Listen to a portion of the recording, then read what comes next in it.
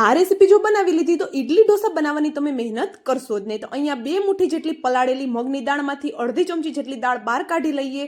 બાકીની દાળને મિક્સર જારમાં લીમડો એડ કરી પીસી લઈએ. અહીંયા અડધા કપ રવામાં 1 કપ છાશ, મીઠું અને જીરું એડ કરી પલાળી અને સાઈડમાં રાખી દઈએ. હવે 1 ચમચી તેલમાં બચાવેલી મગની દાળ એડ કરીએ. મનપસંદના કોઈ પણ શાકભાજી એડ કરી થોડીવાર માટે સાંતળી લઈએ.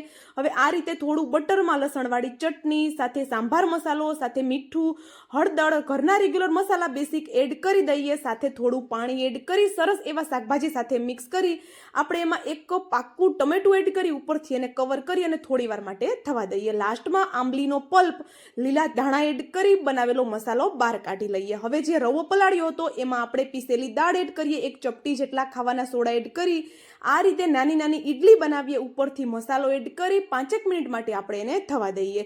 5 મિનિટ પછી આપણે એને ઉપરથી બટર અને પોડી મસાલો લગાવી ગરમ ગરમ તમે આને એન્જોય કરી શકો.